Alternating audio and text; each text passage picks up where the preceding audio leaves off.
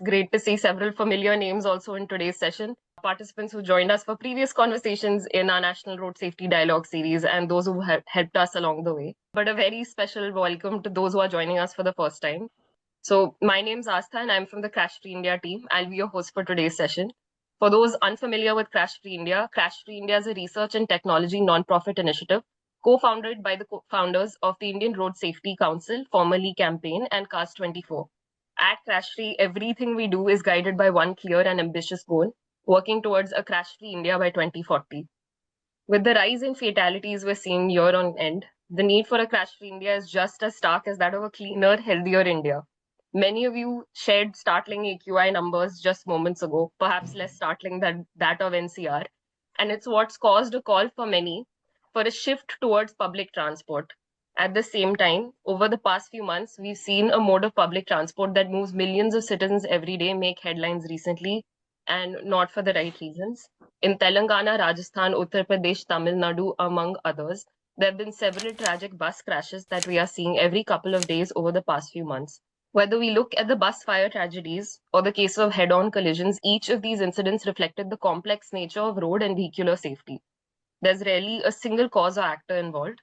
Operational failures, human errors, and unforgiving infrastructure combined to produce devastating outcomes with scores of lives lost or impacted. Official data reveals that buses are involved in a smaller share of crashes today than they once were. In 2008, buses accounted for nearly 10% of road accidents as the primary vehicle. By 2016, that number dropped to about 6.8% and has been steadily declining in recent years. And yet, when bus crashes do happen, the scale of the impact is devastating, affecting dozens of lives in a single incident. So today's conversation is all about answering the urgent and constructive question, how do we strengthen bus safety and chart a clear path forward, especially as we push for greater public transport adoption? And to help us do exactly that, we are joined today by experts who have not only studied bus safety, but have actively shaped the ecosystem. So our first speaker is Mr. Dattatraya Saste, former technical consultant on motor vehicle legislation with the Ministry of Road Transport and Highways.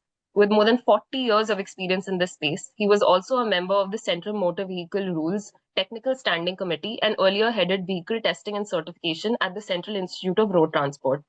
Having led many committees on bus safety standards and through his work at CIRT, he was directly responsible for shaping several regulatory frameworks and safety standards that have been critical to keeping buses safe on Indian roads. Currently, Sir is serving as a member of the high-level expert committee on safety at the Ministry of Coal. We're very glad to have him with us today. With over 37 years of experience in vehicle safety and homologation, our second speaker is Mr. Shekhar Dole. Mr. Dole serves as the head of the Technical Secretariat at the Central Institute of Road Transport, Pune, and serves as the panel convener for key automotive industry standards, including that of the sleeper coach, school bus, double-decker bus, and tarmac buses. Overseeing certifications, third-party inspections, and the refinement of bus safety standards, Mr. Dole helps keep the buses plying our roads safe for millions. So without further ado, I'd like to dive right in. So the first question is to Mr. Saste. Recent incidents, be it Kurnool or Jaisalmer, have put the spotlight on a much beloved mode of intercity public transport for Indian citizens, sleeper buses. Having witnessed the emergence of these sleeper buses in India and having played a key role in the formulation of subsequent standards, could you please tell us a bit more about how this mode of transport came about and is being dealt with? I think this is a very pertinent question because there is a big journey involved in this. In 1950, immediately after independence, nationalization of transport private operators took place and transport corporation got formulated. It was a monopoly business of transport corporation to carry out public transport. All intercity as well as city transport, moposil, rural area. Then it was doing good, but probably it was not sufficient. And then in 1993, tourist permits got allotted. A tourist operator rule came into picture in 1993. And then in order to promote tourism, this particular scheme was brought in. And after that, for the tourist, seated coaches were used. And after that, sleeper coaches also came into picture after 95. By 2000, we could see there are a lot of sleeper coaches on the road and accidents and everything. And at the same time, we will going under transformation of making safety rules for the bus. So we were doing the bus code also. So in 98, bus code started, and by year 2005, we did a lot of work on the bus code. But sleeper coach has become a big nuisance. There was a big accident in Baroda, Volvo accident for the seated bus. And sleeper coach also, there were some accidents. And then these sleeper coaches, now the catch is this, that these sleeper coaches are operated because there was no regulation for the sleeper coaches. At least for the bus, there was a scheme to register manufacturer and registered bus as a public transport. But sleeper coaches, there was no game at all. So we formulated a specification for the sleeper coaches. It was a big time for us. We started our work somewhere in 2005. My colleague, Mr. Shekhar, is here. He was very active in this, supporting me. And then we carry out a lot of research, and then we have gathered the data. For all sleeper coaches, we are getting operated in various cities, and then also from railway coaches and all that. And accordingly, we worked out the sleeper coaches. We work out the specification for the sleeper coaches, but unfortunately, it took almost 12 years or 10 years to get notified in 2018. So I will like to tell that sleeper coaches played major role, no doubt, but safety was a big problem in the sleeper coaches as per people's opinion. But when they are in operation for last 4 5 years, so far rollover is concerned, sleeper coaches are far better than the seated coaches with the seats. So sleeper coaches, after implementing sleeper coaches, it has become regularized. And you see the enormous number of sleeper coaches on the road, correct? Now, the challenges which are emerged is about the accidents and fires, which is a very common phenomenon. So this is how we have formulated the regulations for the sleeper coaches. They came into picture, and now you will see around the world there is no specification. But to my opinion, to my information, many other are following it. So this is how we have done really a very good job bringing in sleeper coach and provided transportation for large mass. So that is a big success. This is how the sleeper coaches is a innovative work done by us. It is India specification, which is going to be an example all over the world. There are people now, they are trying to follow this specification. Sure. Thank you so much, sir, for that enlightening answer. So the second question goes to Mr. Dole.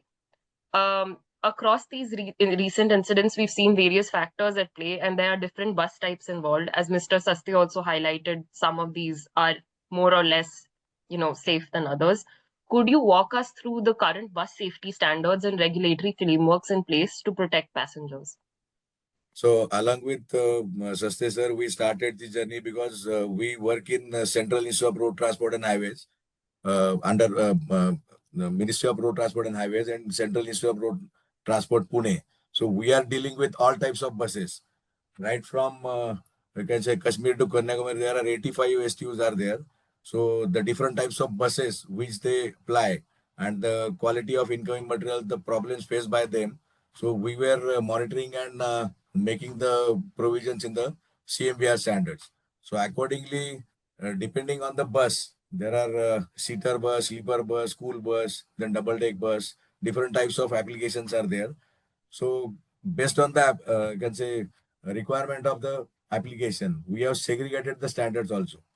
Just like Saste sir already told that AI 052 was ready by 2005, but the implementation it was delayed by all stakeholders, and it I think 2017 it was implemented.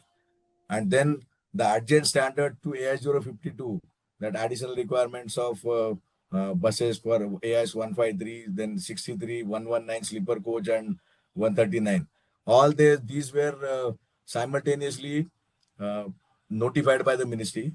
Today, I think all the standards are notified, and the safety norms and the passenger safety is the key concern about the standard, because standard is made for the safety, and we have taken care in the standards, and it is upgraded from time to time.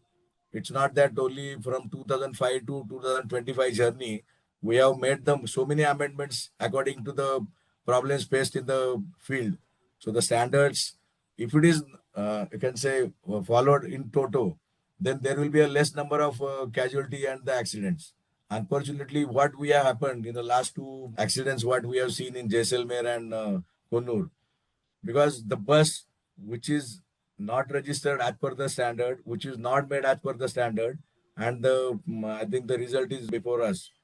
So if you are following the standards, like just like there are many safety features. Now this bus actually, Kunnur bus, what you are showing, it is not because of the bus. Actually, the accident was happened on the road, but the driver could not maneuver that accident spot, and he dragged that motorcycle, and the fuel tank it was trapped in the bus, and that was a petrol, and again it is a Scania bus. It was a seater bus, and it was converted to sleeper illegally.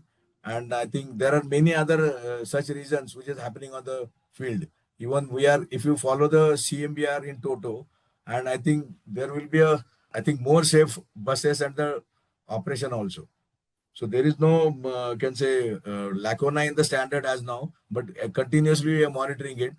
And it's very unfortunate that this happening. We have given the provisions of emergency exits, sleeper, just like from the day one, there are 4 emergency exits which are made mandatory.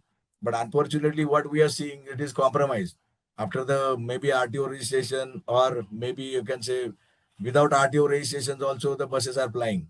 So there are many, I can say, lacunas in the system, and the standards. If the buses are made as per the standards, and I think there will be, I think in enhancing the passenger safety, so that we can tell, and even other things, what safety glasses, even I think mic and speaker which are given in the bus for the driver to I think alert the people in case of emergency. Hooters are there.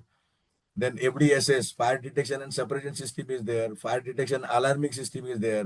Now in some of the buses we have added new. I think India is the first country to add FAPS, fire alarming and protection system. That is in school buses and type 3 buses it is there. So there are many, I think, steps taken by the ministry to have the enhancing the safety in the standard. Even the bus chassis, which is rolling out of the factory premises, it is fitted with the engine exhaust brake system. Then EBS is there. Then electronic stability control is there. So I think depending on the, can say, upgradation of the standards, already it is incorporated, but still, yes, it's a continuous improving process. No standard, always it will be a perfect thing. So we, according to the situation, we are always ready to amend the standard positively. So this is the scenario actually. But the accidents what we have seen or reported. So it is the buses were not made as per the standard. So thank you so much, Mr. Dole, for walking us through the current safety standards and showing us how rigorous it is. So it would be great to also walk us through how this translates on ground. So we've already walked through the safety standards, but what are the compliance processes that are supposed to be followed, and what's the role of everyone to play Yeah. here? Yeah. Actually, because why there is a need of bus standard actually, because the bus chassis is available. There is no car code, there is no two-wheeler code, but there is a bus code.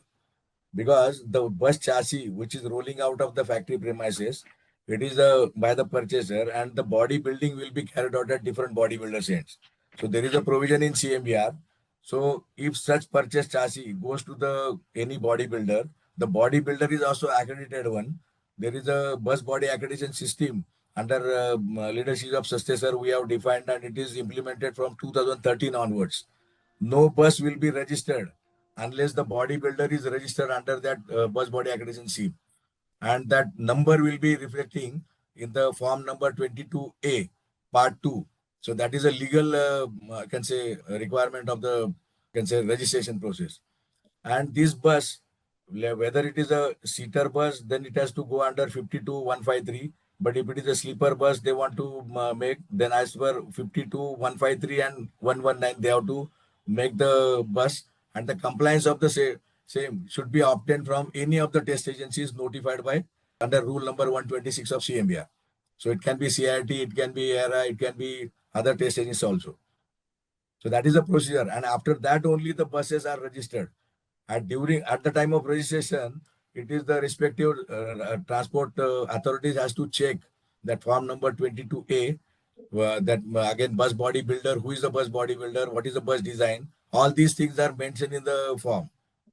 So if it is made after that, then I think there will be enhancing the passenger safety, and it will be a correct procedure followed by. That's great to know how comprehensive the system is in practice as well.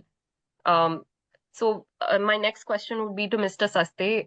You previously covered a little bit more about a specific kind of bus, which was the sleeper coach. What is the international landscape in your experience for bus safety, particularly for the intercity and sleeper style buses? And do you feel there are any safety practices that stand out as effective and are adaptable to the Indian landscape? See, if you look at the bus transport in India, see, we have got our nationalized transport, correct? If you look at the bus transport in Europe or US and all these things, they are a transport operator. And their bus requirement is minimum because what happened, their car passenger transport is much more. Railway network is very good in Europe. In India, our population is so high, railway is just not sufficient. So bus transport is a key factor in India. Now take an example that traditionally how our buses are being operated. See, there are driver-away chassis, we are constructing buses on that. And last 50, 60 years, all construction of buses was happening without route. Our regulation came into picture almost in 2014 or something, 16. But almost 60 years, it was without any regulation. Take example of the Europe. In Europe also, the similar situation was there. But they also came up with the regulation much earlier than us, maybe 20 years earlier than us. So we have followed that and we have started our regulations. Now you see the bus, what type of bus? See, Indian bus, and you compare it with the European bus and all that. See, they have got the technology, they have got the rear engine bus and all that. So those good manufacturers like Mercedes, maybe Volvo or maybe MAN, and then so Volvo and Mercedes first came in India with their very good products in 98. And then really there was a doubt whether it will be accepted or not, but that they did excellently well, though it was costlier. And after that, we started putting our efforts what to do. So we came up with the regulation. We came up with the sleeper coach. Sleeper coach was, of course, was not available in across the world. And sleeper coach acted as a disruptive proposal for all these people. Underline this. This is a disruptive proposal. Today you see the sleeper coach, you see the facilities, everything. Of course, some wrongdoing is done that I cannot really control.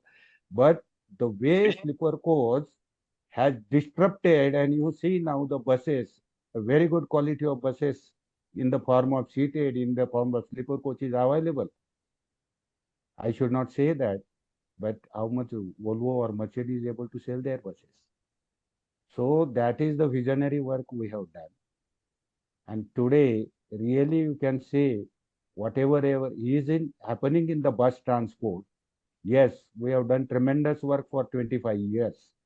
But underlying is ecosystem, there are problems. In ecosystem, there are some pinpoints. In later stage, I will discuss that also. So our ecosystem is a problem. Of course, you say you make a very high-tech bus, doesn't mean that it will solve your all problems. Any vehicle doesn't, because safety is not a total responsibility of the vehicle. Safety is the responsibility of all the stakeholders. Of course, we were in the domain of Shekhar, myself, we were in the domain of motor vehicle buses. So we tried our best, and we see that uh, I find myself very contented that the way sleeper coaches are being operated. Of course, there are certain exceptions for which I am very sad. Then, I would like to add, sir, what sir Mm. is saying. The buses, there are three different ways of making the bus bodies. One is called as a ladder type chassis, that is a long member and cross member. It's just a technical thing. And another is a just like Volvo sir had said, Mm. it's a semi-integral type. The luggage compartment is below the passenger seat. In other things, it was different. There have been some unfortunate cases that have made the news lately. That we will Yeah, discuss. I will that comment on that also. yes. So I'd like to highlight one in particular, the Jaisalmer incident. So in the Jaisalmer incident this October, a private sleeper coach bus caught fire, and it proved fatal for many due to several different occupational and design issues, as was highlighted in the news. So from a standards viewpoint, what do you both feel were the key failures that occurred in this bus type, and what systemic changes could possibly prevent recurrence of such cases? Madam, if you see the Jaisalmer accident, uh, because I personally visited there, and what we could notice that the bus was not made as per the AIS 119 standard, and the fire it started with the roof, not from the engine. And if you see the upper part of the bus body, it is burned. Rear tire, even fuel tank, it is intact. There was a roof luggage carrier, which is not permissible as per the law. And then there was an extension of the chassis. Then there are, I think, seats in the emergency exit. So people could not come out of the bus at the time of emergency. And many lapses in the, because the bus was registered as a non-AC and then AC was fitted. The pasted glass windows were there. You can see the ladder also then the roof, because roof luggage carrier, which is banned by the Supreme Court, that is by law. But still, there was a, I think, roof luggage carrier was there. And unfortunately, what happened? This bus accident happened. I think around 3:30 in the afternoon. People were sitting in the bus. It was going in the daytime, and there were many people more than the sitting capacity, because in the sleeper area, they were sitting, and that's why the more people were there. And in the gangway also they were sitting. It was a Diwali time, and what we could find, there were crackers, unburned crackers we found. So what you carry in the bus, that is another issue, because the buses will be made as per the I can say standard, and the fire retardant material we are making it mandatory to have the bus body material also. But still there is a question, the individual responsibility, what we should not carry in the bus. So there are many lapses because the bus totally was not registered as per the AS 119. Again, it was a self certification. It was registered in 1st October 2025 with self certification. And the self certification is not applicable for school bus and the sleeper coaches from the day one. It was misinterpreted by every stakeholder. And I think the result is, I think, before us. So very unfortunate to say, but it was not followed in the way it was required. The bodybuilder and the even registration also. And what we could find in these buses, there were shutters. Because in sleeper, we don't allow any shutter because it will be a blocking of the individual passenger when he's sleeping. And if the shutters or sliders are there, in the emergency, he will not be able to come out of the vehicle. So these are very serious observations what we could see in the bus construction itself. And that could have been easily identified at the time of rain, but it was not happening. So, Mr. Saste, do you have anything to add based on what I Mr. will Rowley covered? I will say it's just a disastrous situation. Hmm. You see that bus has been self-certified and it has been modified. And passenger in the bus, to my knowledge, as informed, were about 60, 58 or 60. The sitting capacity of these buses are around 28 to 32. Double the passengers were in the bus. Now, as per fire safety norms, evacuation time is maybe about few seconds, 1 or 2 seconds. All passengers should come out. Maybe few seconds. When double the passengers are there, evacuation was a big problem actually, because in the fire, there is a very limited evacuation time for the passengers through the entry exit gates. So that is why they got trapped into.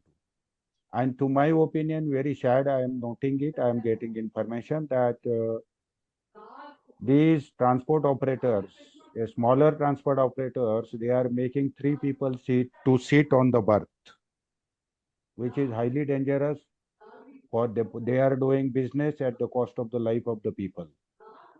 Now another thing which is very dangerously, we were unhappy. I'm unhappy to note that this registration of this bus has taken place wherein sleeper coach is not supposed to be self-certified.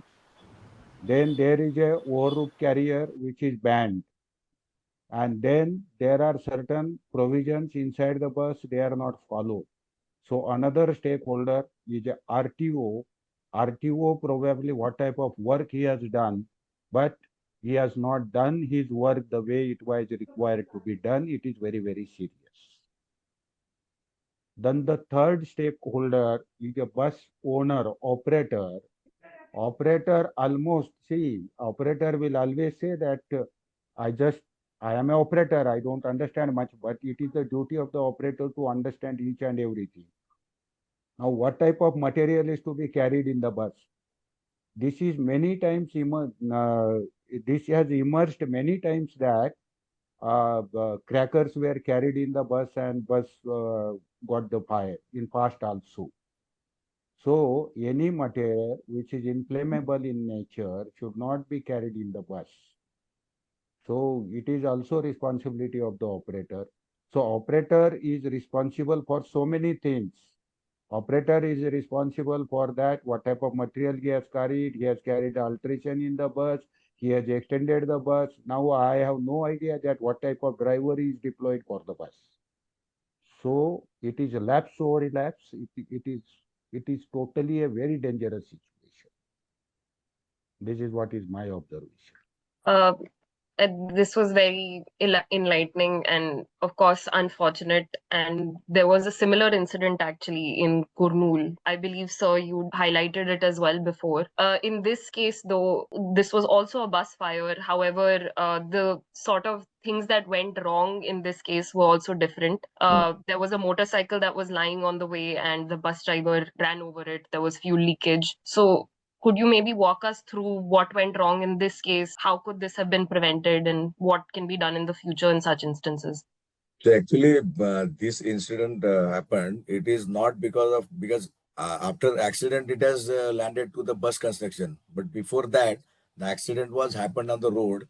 Driver could not maneuver that accident spot, and there was a petrol tank of this motorcycle which was trapped in the bus. And if you see this Scania bus, the fuel tank of Scania is behind the front axle. So both diesel and petrol were together to have that blast. And there were, I think, more than 200 mobiles they were carrying in the bus.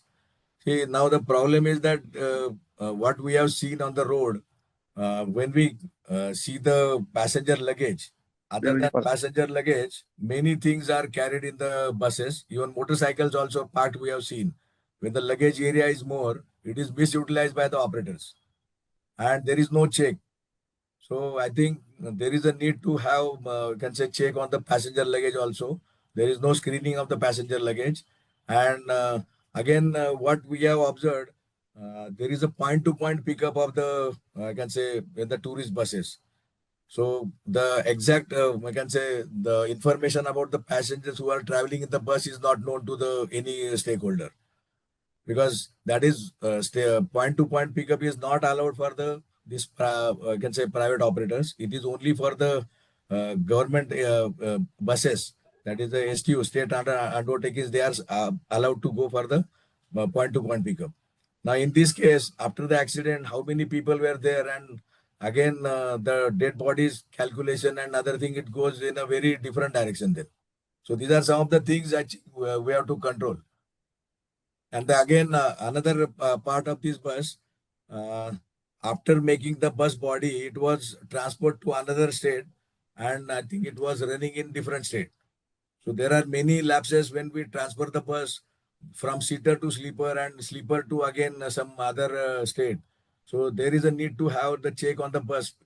Physically, the bus should be checked by the respective authorities. Otherwise, that because the originally bus was a seater bus, it is a 14.5-meter bus. I think around 53 seater plus driver. It was a sitting capacity, which was converted to 43 sleeper.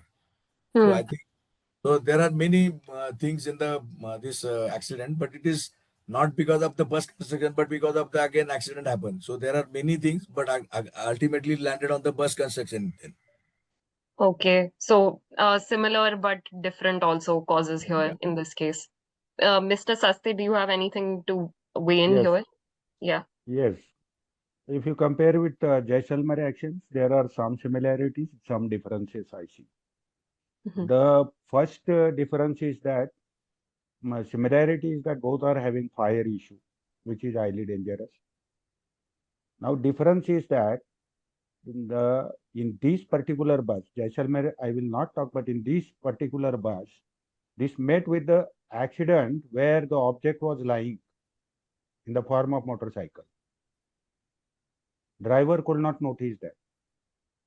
Motorcycle got entangled into front wheel and ultimately got damaged, and then it has broken the fuel tank of motorcycle as well as uh, bus. And then of course fire is the result. So this is the first thing which appears to be happened, and Shekhar already told that there are a lot of modification, lot of transfers and everything. Of course, it is the lapses on behalf of enforcement authority, registering authority, and operator. All. Then coming to that, why this has happened. So now this issue gets vested with the driver. Driver did not notice the object, so he could not brake the vehicle. But in information box questions below, I got somebody told me that already before that 3 buses were passed or 3 vehicles were passed. I have no idea about that.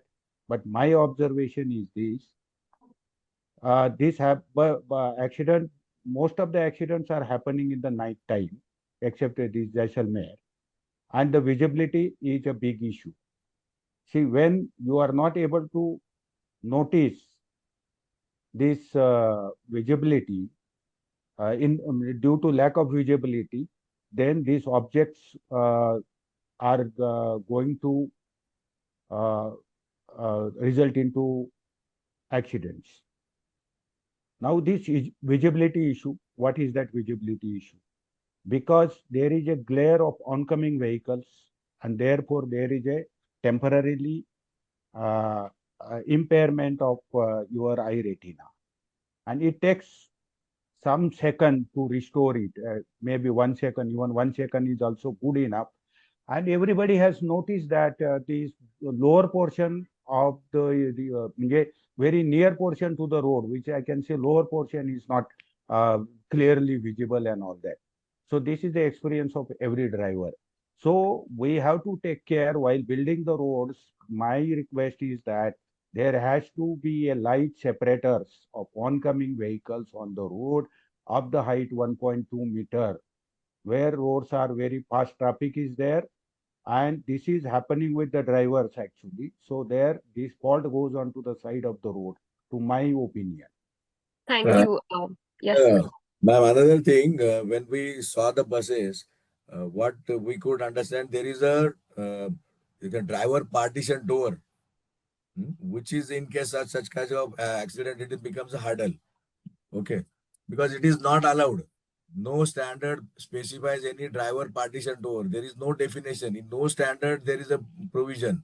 But what we could see, because of the driver, to segregate the driver cabin from the passenger and the can say comfort of the passenger, this is done after the RTO registration or before the RTO registration. That is again I think a matter of investigation, but it is not allowed. No test agency will certify any way this bus with the driver partition. That's a very interesting note there, sir. So, both Mr. Saste and Mr. Dole have covered various facets of both these crashes, and in both cases there were similar challenges that came up, but also different ones. As you mentioned in the Kurnool incident, it also had to do with the road. It was an accident not to do with the standards, the following of the standards in the buses itself necessarily, but a multitude of factors. So across these cases, not just the Kurnool and the Jaisalmer incident, but all the ones we're seeing in the headlines lately, I'd like to end on a note mainly to ask the question to both of you. What are the changes or actions that you think are of the utmost priority for bus passenger transport safety improvement? And what maybe should passengers look out for? As you mentioned, there was a partition that shouldn't have been there. People should look out for emergency exits, etc. Uh, actually, we actually my suggestions is that the respective authorities, while registering or giving the fitness, they should check the bus thoroughly as per the complied, I can say compliance as per the CMVR by any test agency. If they have got any doubt, they can directly ask the certifying agency also, because the RTO are the responsible persons to check the buses at the time of registration as well as for the fitness also. And the ABDSs, because if some of the buses, sometimes what we have I think observed, the respective transport authorities are not aware of the fitment of the safety features in the buses. So just like sleeper bus, the standard was notified in 2017, 1st April 2017, sleeper bus standard was implemented. And in 2019 onwards, there is a provision of FDSS, fire detection and suppression system. It is not in other buses, but it was in school buses and sleeper coaches. It was brought earlier.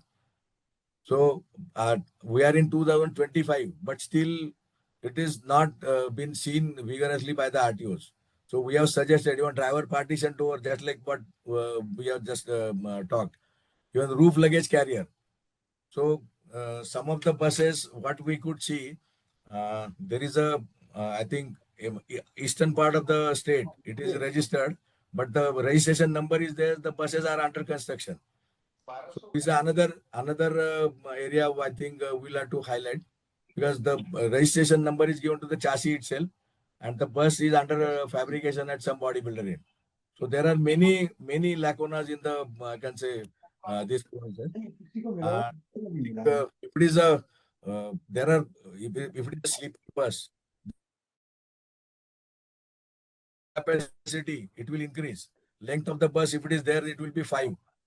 So 4 are already there.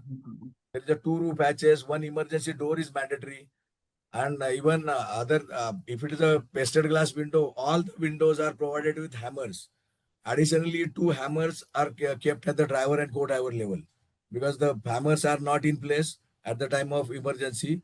So I think we have added in the bus standard also, but it is not seen. So I think this has to be checked, and I think by seeing this all scenario, I think ministry is working hard on that, and we are making one I can say checklist for the you can say respective transport authorities to check any bus. And as per the checklist, the bus has to be checked. There will be a layout, because there are layouts mentioning the seat numbers, sleeper numbers, and other things. So that should not exceed. So these are some of the things actually. For each bus, it should be I think accompanying with the at the time of registration, and it should be recorded, and that should be checked at the time of fitness also. Because what happened after the fitness, the operator may seat addition of seats or sleepers. It is added in the Jaisalmer bus also. We have seen the additional seats and sleeper added. It was a seater sleeper bus. Okay, so there are many lapses at the I can say registration level as well as fitness level. We don't want to blame somebody, but it's a I can say need of the hour. And Responsibility. so I think ministry is working hard on that, and we have in consultation with MoRTH, we'll be having a checklist, so that at least the buses will be checked as per the checklist. So I think it will enhance the passenger safety, and the proper registration will be carried out. It's great to hear that Okay. positive steps are being taken in this direction. Mr. Saste, do you have anything to add? Yes. Yeah, Shekhar has already described at bus level what type of improvements and surveillance checks are required. Hmm. My attempt will be on basic system level what we will be able to do. See, now ADAS has come. So there are some component of the ADAS which are to be on priority taken on the buses actually. Like 360 degree view of camera, driver monitoring system because his drowsiness and all that. Because he is the main factor to responsible to this. Then your lane assist system also, lane maintenance system. So that should be there. So that implementation will definitely, because see, what we believe in that avoiding the accidents. Now, as I already indicated earlier, see, see, most of the sleeper coaches, most of the long distance buses runs in the night. So glare is the biggest issue. So how to address the glare issue? See, I have noticed, I have studied, it is my very clear observation that there should be a separators provided on avoid the glare of the oncoming traffic. Oncoming traffic glare is a dangerous issue. Now we have got a different type of roads, but at least on highways, because accidents are happening on bigger roads because of the higher speeds. So there you can provide separators. Now you see our Pune Mumbai Expressway at some spots they have planted the trees. They act as a separator. It is giving good help. But this sort of things while constructing the road we should see. And next, what I will like to say on this is about that sleeper coaches and tourist buses. This issue needs to be sorted out because you register it with the tourist buses, and there are smaller operator having one or two buses. Really, they are not professional people. My observation is that if you see a bigger operator like there are bigger travel operators in passenger transport. There are Purple, or there may be, I think, there are many bigger operators.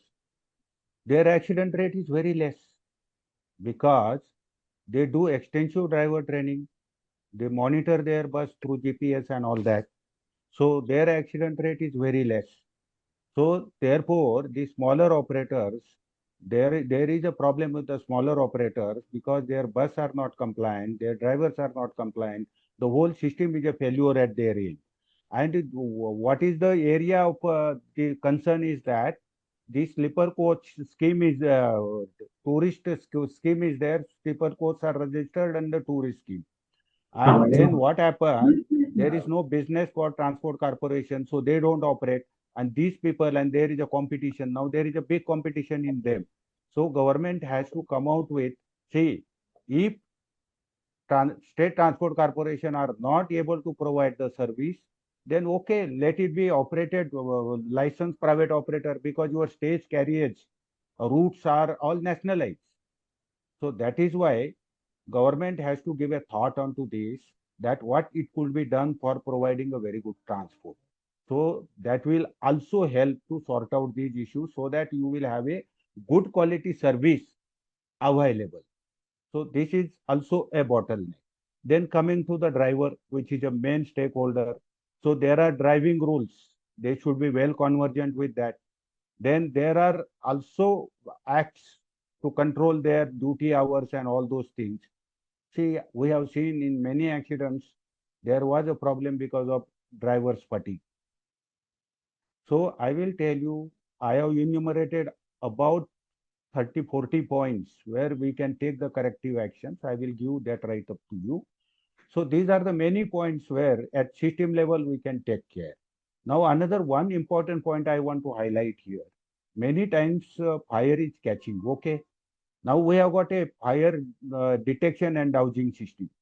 But detection of the fire is very important because evacuation is linked with that. Now fire happens in engine compartment. Fire also happens anywhere. We have seen in Jaisalmer, it was in the AC. So what I mean, our detection system is should be so robust that in engine compartment as well as in the saloon, passenger saloon, we should have detector. And the moment fire is detected, it will be the responsibility of the driver, which is to be spelled out that you should use a siren because passengers are sleeping in the night. So they also do not get to notice that what is happening or not. So there should be a very irritating siren and everything. He will come down, he will break the glasses and all these things. This robust system is required because I see that there are many fire incidences and there are large number of so a post accident or if accident is going to happen, like smoke is coming, if a very proactive action is taken, that will help too much. That is a wonderful note to move into audience questions. Thank you, Mr. Saste and Mr. Dole. So, a first question we received from Mr. Nityanand on ensuring compliance. So, he's mentioned we were discussing FDAS/FDSS and FAPS, but still many buses don't have them and sometimes only install for the sake of registration initially. So how do we ensure that all these safety features are periodically maintained and remain in proper working condition at all times? Actually, if the FDSS or FDAS or FAPS, whatever it may be, at the time of fitness, I will suggest our RTO friends to check at least one bus. So the message will go because only the fitment of the bus will not serve the purpose. Even the individual operator also has to check it periodically because FAPS, it requires a water tank and that tank has to be, I think, checked because accident will happen once in a blue moon. But I think there is a need to have the maintenance of this whatever the safety systems we have added.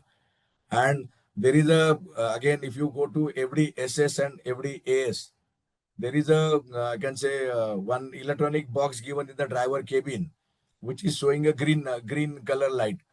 If it is becoming yellow, then there is a malfunctioning of the system. So I think there is a need to have the demonstration at the time of fitment of this equipments in the bus, and whosoever is the supplier, he always give that do's and don'ts about the FDSS and FDAS. So that is a your driver is the first person to know about the health of the vehicle, and it is in the driver cabin only.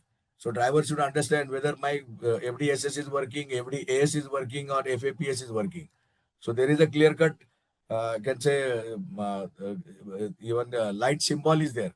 Instead of green, it will be yellow. So there are many things are there, but I think unfortunately it is not just rightly said for the registration or fitness. The fitment is there, so it has to be need to be checked periodically. I think I will add to this also. Yeah. See, engine compartment is my observation, which is little different observation. See, when there is a fire, we are putting all these efforts to do this. In engine compartment, engine overheating takes place.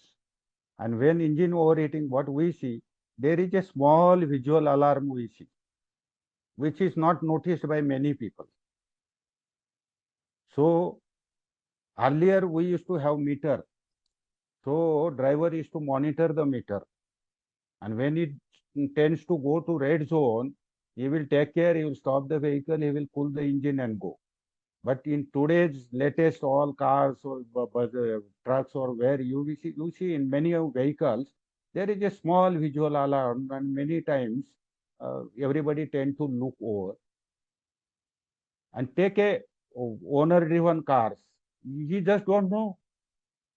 So my suggestion is that it should be a visual, audible, visual and corrective alarm. Means if even audio, visual, and even if goes beyond that, it should trigger the engine ECU to take the vehicle into limp home. It will avoid the fire. To my knowledge, some manufacturers, after I had discussions with some manufacturers, they have started implementing, but regulatory authority should put an eye on to this. Thank you. So our second question is from Priyanka.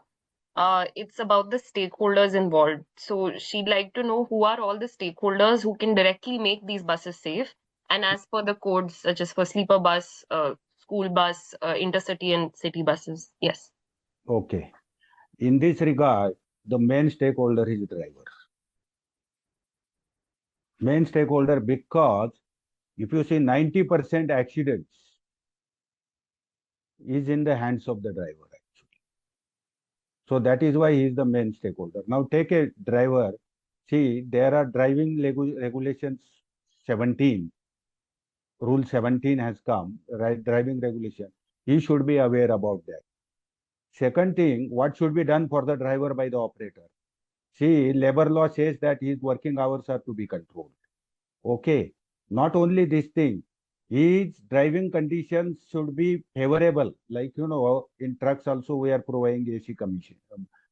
So main center is a driver, because accidents avoidance is in the hand of the drivers. So he is the main stakeholder.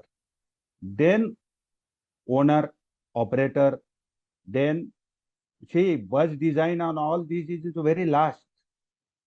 See, all these regulations and everything. Road conditions, like road conditions are also very important. Road signage are very important. Then your registering authority, then enforcement, and then pedestrian. So these are all are the stakeholders. There can be more stakeholders also. But so far the safety is concerned, driver is the main stakeholder, and providing a favorable conditions for driver working is operator's responsibility. To ensuring that buses are compliant on the road is the enforcement and registering authority responsibility. See, I would like to add what Saste sir is saying, because the buses are made as per the OE also. OE fully built bus, it is coming out, and other bus is just like we said chassis, and it is built on the chassis by the bodybuilders. So OE fitted buses, OE you can say buses, they are complying with the all you can say recent mandatory norms. But what we have seen, bodybuilder at the time of bodybuilding at the bodybuilder end, some of the norms it is I think not fitted. So that is another cause, and even unfortunately the awareness among the state transport authorities, it is not there.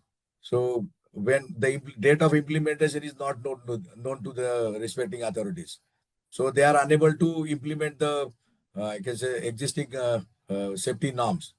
So that is a lacuna in the system itself. So we have to, that's what we have suggested, one checklist. So because your notification from the MoRTH, it will be lying with the Transport Commissioner office, but it will not be percolated to the respective RTO where it is the vehicles are registered. So there is another you can say provision we have made in the Vahan portal for the registration of the vehicles, where we are putting all these you can say the certificates which are issued by all test agencies. So we will have one suggestion that we can have a bus portal. I think it was started, I think when Saste sir was there, and the bus, I can say model number, length and everything, every details was mentioned in that portal.